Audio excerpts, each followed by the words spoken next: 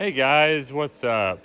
Today, doing an overview of a new Jeep project that my dad is embarking on. It's to restore this 1977 CJ7 with an inline six, 4-speed, the desirable T18 4-speed, Dana 30 front, AMC 20 rear. It's a narrow track. This Jeep has the sport bars bolted in with an angle bracket to the exterior of the body, which you don't see on the later model of the CJs, to my knowledge. No top, no doors. Here's the interior. Very cool. 33,000, well, about 34,000 miles. This Jeep sat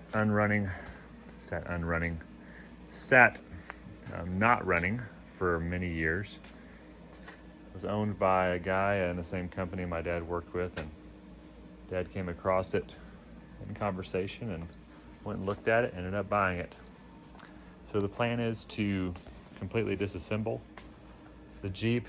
Dad wants to take off the front fenders here soon, the bumper, the winch, and the grill, to where the engine's completely exposed and he can sit here and work on the engine, go through it all, and if he needs to have some block work done, he can pull that out at that time. It'll be really easy to get to.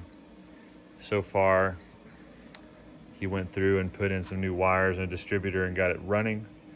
Did some cleaning of the carb. The carbs are notoriously difficult to get the Jeep running well.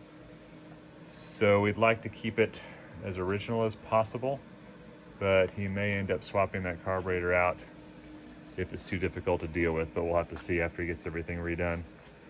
The brakes, so far, they work fine. He's gonna leave those as they are. I try to hold ourselves back from doing any upgrades. Overall, the Jeep body is rough here and there, but it's got a lot of good pieces. He's gonna pull the tub off next and paint the frame and go through the axles, the brakes themselves, the rotors and calipers. Going to take off these side steps, these bumpers, go with something a little bit more classic, original, and also going to get the seats redone, obviously. One upgrade he's contemplating is, we had done a H1 Hummer steering box in the white CJ7 that we have up on the channel, and the drivability of the Jeep was so drastically improved. I think you might go with that stealth upgrade. Not many people would ever know, but it would drive incredibly well on the street, the highway, and be able to get around through the trees on the land, driving to and fro without having 6 turns lock to lock in the steering. So recently he just adjusted the gas pedal. It was really sticking and really hard to push down and making it very hard to drive, and he's been doing little things here and there, but he's about to look into really starting to tear this thing apart and get started. It's going to be a tinkering project. It's not going to be high speed, high pressure, let's get it done. It's just going to be a take your time, enjoy the process, and as he goes, I will try to take videos of the progress and update you guys so you can enjoy the slow revitalization of this Jeep.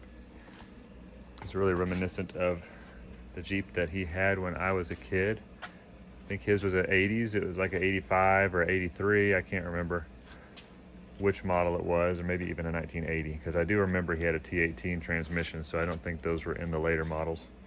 But he had a black CJ7 that he called Blackie, and it had 33-inch tires and a hard top, and that was back in the 90s. But overall, he's very excited. Glad to have a classic older CJ again. Really trying to hold himself back from swapping axles, putting on 35s, and doing a bunch of modifications. But we've talked about it over and over, and the Jeep stock is really the best way to go for the reason that he bought it, just to enjoy, to be a good store of value, and to get this thing all painted back original in an original shape It'll be a very sharp, very enjoyable Jeep to drive around and to own. So hope y'all enjoyed the video. Look forward to sometimes some updates here and there whenever there's some progress made, and we'll be sure to shoot a video and let y'all know. Hope y'all have a great day. Take care. See ya.